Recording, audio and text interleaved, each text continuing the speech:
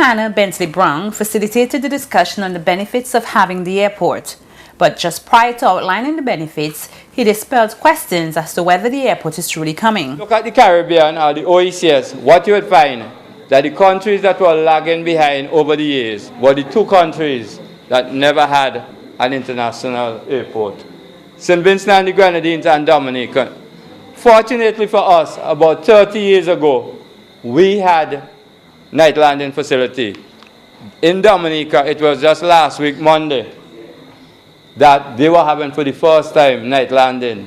And they celebrated that as if it was us who were going to get the international airport. The point is, they recognize improved airport facility is such a great stimulus to economic development, to social development, that they had a big block go and they had big activities there just to get night landing. So we are very fortunate that we're going to get an airport. It won't be a big burden or strain on our backs in terms of debt. But we'll have something that if your family is in Europe, if they're in Canada, they could fly home direct. And all the hassle we used to get before of going to Barbados or going to Trinidad, and a lot of that hopefully will come to an end. I say all of that to say that we are at the stage now where we can think and argue if it's coming. What we have to do is to prepare ourselves to see how we could get something, how we could benefit out of the airport. Before getting specific to the area, Brown outlined some of the overall benefits that this country will realize from the airport.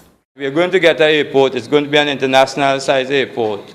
And very important about the airport is that we will be able to at least get aircrafts, which could take about 400 persons from New York, Toronto, London, and other places to come directly to St. Vincent and the Grenadines.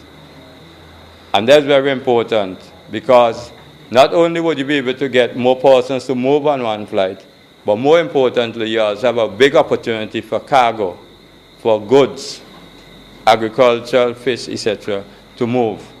And that is a big advantage in today's world. You would have seen the last demo ad. And that is very important because what that ad was trying to tell you is that, look, if we have an international airport, in case of any kind of emergency, it will be very easy for us to get large numbers of people out. If they are seriously injured, maybe to other hospitals or other areas. But more importantly, we would also be able to get a lot of big aircrafts in, which could bring in a lot of goods and emergency supply in the event that we have any serious natural disaster or any big calamity. So that is a thing that we sometimes forget. But also very important, if you have to depend on your neighbors for airport services, if you and your neighbors have any problem, let's just say we were to have an argument over flying fish, Barbados and St. Vincent, or some other thing. It means your gateway, your front gate that you have to use to reach the rest of the world would be cut off or unusable. So getting an airport would bring to us, in addition to some of the economic benefits we'll talk about, very importantly, greater security, greater independence, so we could conduct our foreign affairs. We don't have to do things just to please Barbados in order to go through the front door. And in the event of any kind of natural disaster, calamity, we could be able to respond to get people out or bring goods and services, health teams, etc. in. And those are significant benefits. Following this, the attention of the audience was turned towards the specific areas in which residents of Sandy Bay and surrounding areas can benefit from the airport. For you who live in this particular part of the country, you know what it is because some of you may have experienced the 1972 and the 1979 evacuation attempt. So we know the benefit because St. Vincent and the Grenadines, like most of the other Caribbean islands, are highly vulnerable to hurricane and earthquake. But we in St. Vincent and the Grenadines, and you in the north of St. Vincent in particular, the problem related to volcanic eruption, or sometimes just the threat of an eruption. So I say all of that to say that right away, for you who live in this area, having an airport is a big plus. It's going to enhance your opportunity for security and disaster emergency response. Now, In addition to the people who will use the airport, who will come and go, and some of you would be using the airport and your relatives, you have those travel benefits, but there are other benefits. Where you live in this part of the country, traditionally you have been involved in agriculture. The coming of the airport is going to allow you to export goods out of St. Vincent and the Grenadines much easier. And we have large West Indian populations living in London, England, Canada, America, all about. And they, in a lot of cases, always want to get our food, goods, and vegetables with direct flights to London, New York, Toronto. We could now look forward to planting a lot of goods, perishable fruits and vegetables, etc., and getting them out. Secondly, we also have a lot of opportunities in expanding agriculture, but not necessarily staying at the primary product. We could go in and we could do some processing. We in this area arrowroot already. We may be able to do much more processing and to lift things out to meet all the destinations. Also, the same with cassava, because this area, especially Fancy, is a cassava growing area. So all these are possibilities, but we do have to stay at the cassava, the farine. We could go now and maybe get sweetened farine and different bits and experiment and really push agriculture so we have a more diversified agriculture in the area. So there's a lot of potentials for agriculture. Now let us look at tourism. In this area, you have a few tourism sites which have just been developed, but you also have opportunities for developing a lot of tourism sites. Ovia, there's a plan to develop Ovia. There's a plan to develop the Rabaka Park. I know, and I've been speaking to some persons who are interested in developing just in the old park area, down by the sea, an ecotourism site. But you also have Fancy, which has developed now, we could say March 14 now is say the Fancy Day. This year I came up to Fancy and we just had traffic jams, which we've never seen before.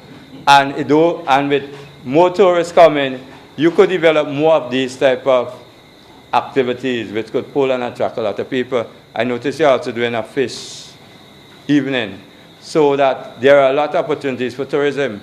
Traditionally, this area was very good at producing souvenirs, basket making, and you also had a big tradition of culture. I mean, it is still there, but could you imagine if you're having hotels and more tourists coming and so on, you could develop your bands, musical bands, your boom drum, your steel band, etc.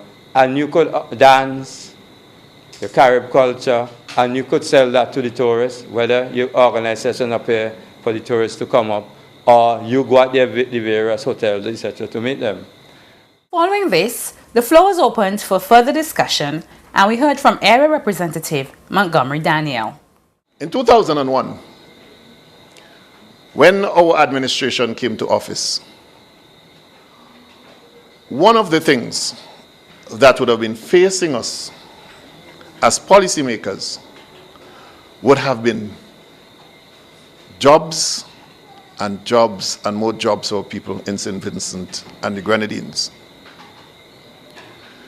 And so we had to sit down and plan strategically as to how we can take St. Vincent, that is St. Vincent and the Grenadines, forward. And so immediately we realized that the level of literacy in the country would have been a challenge to us. And so we immediately established the education revolution. And that would have been the base as to take us off as to where we want to go. And so, knowing for a fact that with an international airport, which can assist in the overall development that we needed to make sure that we did the groundwork, we set the foundation, and therefore we then start moving on. And we realized that the Argyle International Airport would assist us greatly in a number of jobs for Vincentians. We therefore took the bold decision to build an international airport. Having looked at all of the studies, having looked at all of the reports, the government took that bold decision that we will build an international airport. Of course, there would have been some challenges, but that is life. And so today, the Argyle International Airport is a reality. Mr. Brown made mention of it, and I am very confident that the development of St. Vincent and the Grenadines at a much more higher level will be done, will be seen in the very, very near future. Residents of the area also had their say. Those people are sick. Those people who say that they do not want international airport. I don't know if it's they don't want the international airport, or they want to say I make the international airport. But regards to who make the international airport or who is in the leading position, we all are going to benefit from it. A lot of benefits would have already been highlighted, but there are few, and I wrote them down so I wouldn't forget.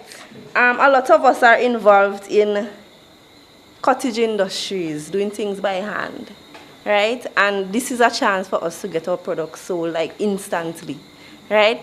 I know it's not as popular as it was, basketry and crafts and pottery and so on, but here is a chance for us to bring those things back. And with the international airport, I myself might get into that at retirement.